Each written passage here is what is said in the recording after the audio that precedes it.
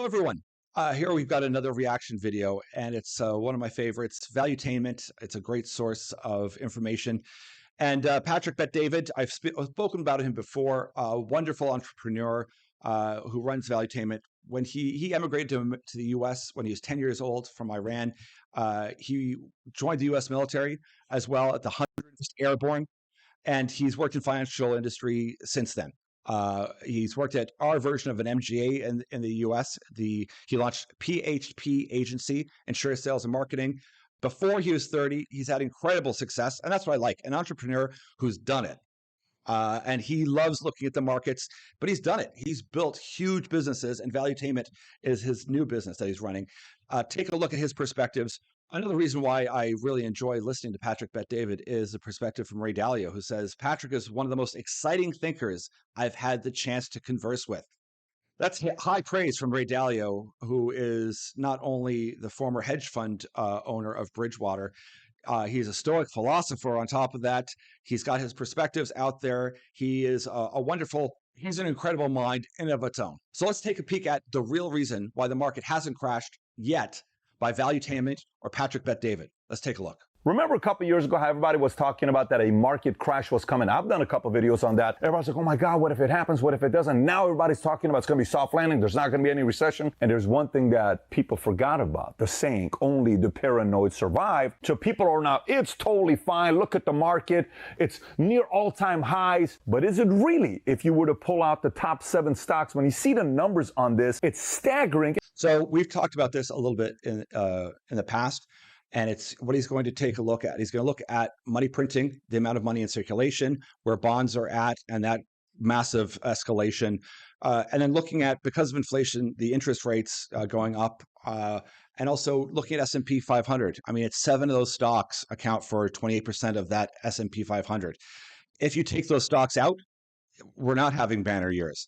So that's very disconcerting, especially when you see bankruptcies on the rise, both in Canada and in the US, and as people try to reevaluate their corporate debt, their personal debt, these are all going to be an issue. So we're going to skip ahead and talk about some of the issues that he sees. They're trying to sell why they're right and maybe don't worry about it, or do worry about it. But the reality of it is nobody knows 100% what's going on because we've never been here before. So let's continue. So then 2024 projections, what's next for the U.S. economy? They did a survey to find out who thinks a recession is coming. Look to the left. The Fed staff says 0% there's not going to be a recession. I remember they're in the business, so they're supposed to be saying that because that is Wall Street, right? Yield curve says 61% chance a recession is coming next 12 months. Economists are at 48%. Consumers are at 69%. That's Main Street, you and I. Goldman Sachs is saying only 15%. Bank of America, 35 to 40%. But look at CEO, 84%. So very interesting graph here, and one can read a lot into this. Once again, it is Wall Street's job. They are giving guidance to high net worth individuals and to corporations. Economists are, they're not going to like this, but they're probably the most wrong in predictions. And we have an interesting Harvard Business Review article we've broken down on our website, asking, is our economic metrics really, that great at predicting? That's another conversation which we will have. But take a look. If you become a subscriber, you can see that cheat sheet that we've done on that, because it's a very interesting perspective. Well, we can tell you right now that confidence is shaky. Inflation is heating up. We know that the VIX, so the volatility index, shot up 34%. There's lots of geopolitical tensions increasing and rising.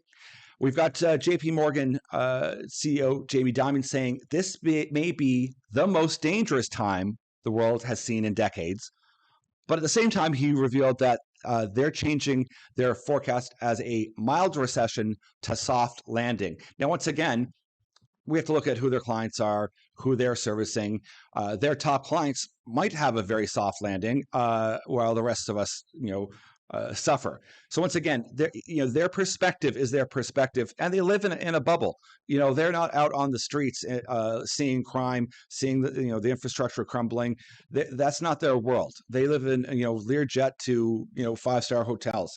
Citi CEO Janey Fraser says All of these macro dynamics have clearly impacted client sentiment, and they're less optimistic than they were 3 months ago.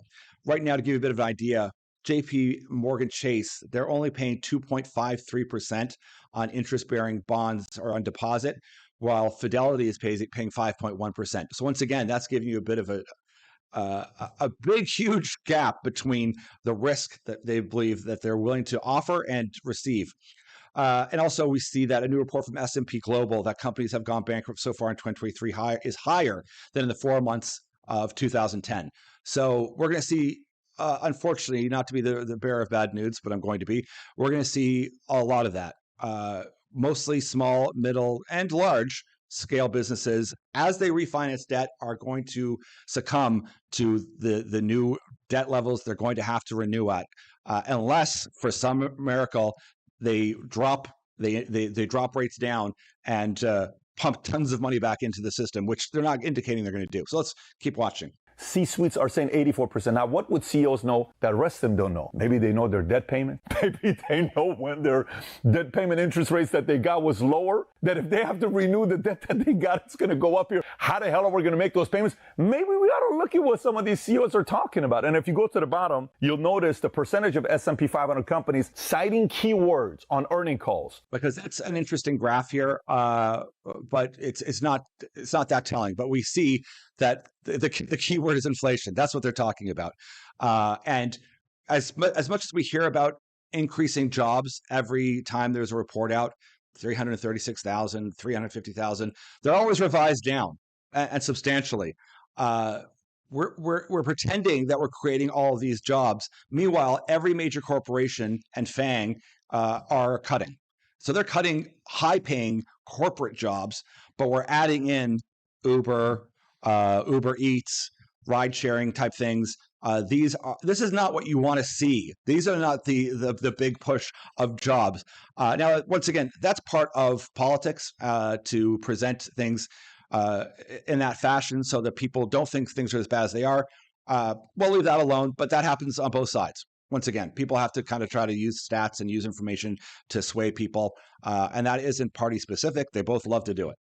But let's add a little flavor to that as we move forward here to about the 810 mark. So far, the reason why the market hasn't crashed is one, Magnificent Seven is holding the S&P 500 high, so people are like, it's going to be okay. Number two, unemployment is super low, 50-year low, so people have jobs, they're paying their bills, they're not really that worried about it. They are worried, but not that worried about it to the point that the market has to think about maybe a crash or recession coming around the corner. However, number three is something to be concerned about because the U.S. consumer credit card debt tops $1 trillion. So you may say, Pat, credit card debt, $1 trillion. I get it. It's the highest it's ever been in the history of America. It's not like that's that big of a deal. We've been spending money on credit cards for a while. Fine. No problem. But look at this chart. Tell me if this concerns you a little bit. This is the credit card interest rate. This shows you, let me explain what the differences are. Blue is the credit card rate. Orange is the 5-year U.S. Treasury. The gray is the difference between the two. So look at credit card interest rates is the highest it's ever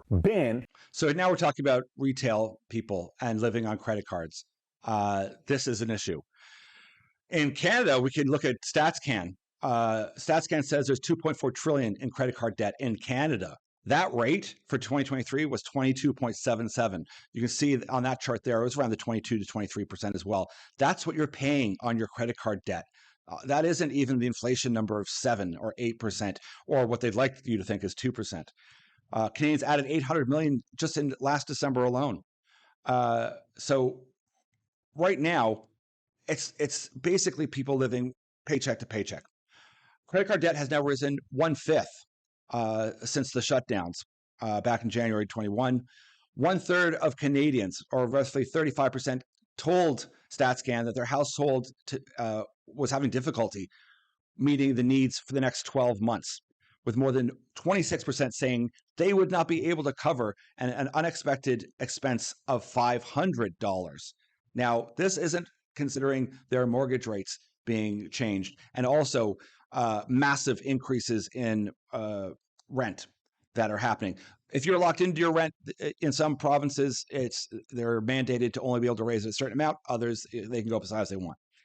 Right now, we see that any company that has working capital, so pretty much anything that's selling anything, inventories, equipment, property financing, they have to deal now with these massive rates. That is starting to come into fruition. At the same time, all of these things are happening. We've got a very cooling overall economy. But let's go look at Patrick Bet-David again here. Your interest rate on your credit card goes higher, and then it makes you miss payments more. So if you had a $33,000 credit card total debt and it keeps going higher and higher and higher, your payments are getting bigger and bigger and bigger. The average person's like, look, I can afford to pay $300 a month. I can't afford to pay $420 a month. All of a sudden it went up, or a bigger number than that. $420, now it's $580. But this is not a good sign of what's taking place, because people's interest payments are officially higher than they've ever been before. Now, for some of you guys that are watching this, I don't want to break it to you. I got some bad news for you. You know the 30, 40 million students or Americans who were paying their debt for their student loan. Remember that whole where the government said, yeah, during COVID, don't worry about making the payments. We're going to defer this. In October, those things are coming back. So think about 30 to 40 million people having to pay another $300 per month. That starts this month. So put that on top of everything else that's going on. Another $300 a month. Now, this next one's going to be crazy, because this next one, some people could say, Pat, this is why the market's not going to crash. And I'll give you the argument. Let me show it to you. So if you look at this chart, what this shows is the weighted average mortgage rate. So currently, mortgage rates are well over 7%, in some cases at 8%, about 4% or 5% higher than the lowest mortgage rates we had set earlier in 2022. So this is like a year and a half ago. We're around 3%. Today, we're at, say, 7.5%, 8%. So, I mean, this is some good news for the U.S., certainly, and not good news for Canada. You can't buy 30-year locked-in rates. Really wish we could. We have 5-year. And a lot of those people, I mean, they may have locked in at 3%. If they had locked in for 5, some took variable rates as well. They are going to be looking at not just $500 change. They're going to be looking at, say, $1,500, $2,000, $3,000 change a month. And that their mortgage is going to have to be, especially if you look at cities like Toronto and Vancouver, where almost all of the wealth that someone has is locked into their real estate. Despite the sharp increase in interest rates, the weighted average rate has barely ticked up. Only those buying houses are affected by no mortgage rates, and there aren't many home buyers. So what this means is the weighted, if you take everybody's mortgage loan, everybody's loan together, and you average it, weighted rate that they have, it hasn't increased because people are not refinancing. The refi business is dead today, right? Only the people that are buying a new house are paying these new high rates, and people are not buying as many houses as they did before, because people are not selling. Because those who are not wanting to sell, they don't want to go from a 3% loan to an 8% loan. You get the idea? How long this can last, no one knows, but they're still hanging on to that loan saying, I'm not giving up this 3% loan. Okay, so that was a breather. I gave you some bad news. That's a student loan you got to pay. It reminded you were kind of upset. Then I gave you some good news. This is the real news you want to know about why the market hasn't tanked. And when you look at this chart, this is the Fed funds and the lag effect, the delayed lag effect. The graph below shows the Fed fund rate and the time is as measured in months from the last in a series of rate hikes preceding each recession since 1981. So, meaning they're increasing the rates, increasing. Boom, they stop raising. How long did it take until recession hit? If you look at these numbers, you'll see a 6, a 15 months, 8 months, 17 months, 10 months. You know what that means? It takes roughly 11 months from the moment we stop raising interest rates that recession appears. Again, if this data is real, say they raise interest rates next month, the month of November. So once again, this is a hypothetical. I mean, we've got some data showing that, but it's good. I mean, this data is a tool to look and say, if you're experiencing pain already, it hasn't started yet. So it's showing that this lag effect begins. And this is what the worry was whenever they said, there's no recession, there's inflation is just transitory. We're just getting into it now. And so for the average person, the retail person, if you have to wait 11 months now before it to hit that lag effect, that's a long time. Now that's assuming that they've stopped raising rates. And there's lots of people think that they're going to continue. They might stop right now and pause and then do it again. But that is, it's no guarantee. That's the time frame. It's an average. It gives people a bit of a mindset to consider. But this is what a Canadian particularly needs to do, and a U.S. investor, is talk to your advisor, your financial planner, go through all this. It's better to be paranoid and terrified and scared to look at liquidity options, look at your assets, walk them through to see how risk has changed and where you need to be refocused. It's definitely worth a conversation. A lot of you have already done that so far, but I need to really reiterate, go speak to them, make sure you have those covered. How are they going to go all of a sudden from $200, $300, $400, $500 billion to $1 trillion to 1.4 trillion, 1.5 trillion? And this is why when we asked the question at the beginning, who is the least optimistic about recession? 84% CEOs. Maybe they know something that others don't because they know that debt is coming. So far we've talked about, imagine the average individual's like, look, dude, school loan I got to pay for now. Now credit card debt went up all of a sudden to the highest it's ever been. Dude, I can't afford these payments. And you're noticing the defaults right now. Commercial real estate companies are defaulting on their payments. Subprime auto finance. So those people that don't have good credit that bought a car, they're starting to default with their payments because their interest rates are going up. They're defaulting. They can't afford to pay it right now. Go on, and he wraps everything up, but he hits most of the key points here. And this is important because you look at car loans as well. The car market is critical in the U.S. and Canada as well. And I got to tie something in here, which is very interesting because we'll see economist and Nobel laureate Paul Krugman. He's already declared war of inflation. So he's done that, and he said the war of inflation is over. We won, and at very little cost. Now, remember when I said economists are usually wrong, and they tend to be, well, at least statistically speaking. It's amazing that this statement. I don't even understand how one could come to that, except the chart that he posted on his tweet, and he shows that inflation has dropped to 2% somehow. Now, this, of course, isn't reflected in any of the interest rates, but he's saying it's dropped to 2%. How did he come about that? Well, he took out food. So if you take out food, shelter, energy, and cars, what have you got for inflation? So basically everything that someone needs, food, shelter, the energy to run your car, to run your home, everything that you need to live as a consumer, if you were to take out all of that, will be at 2%. This is what people do. And then we're supposed to take them seriously. And this is a Nobel laureate. Now, maybe that is a chart that would be possibly useful to a corporation in some very specific utility or way or tool. But if you're saying to the average person, I'm going to remove all of these things which are a cost to you, and then I'll pretend there's no inflation, that's how you get 2%.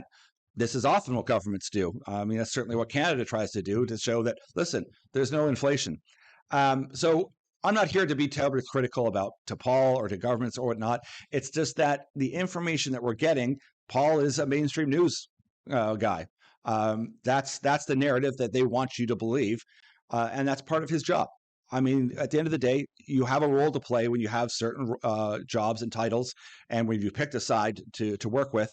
But I'll leave one very, very funny tweet because it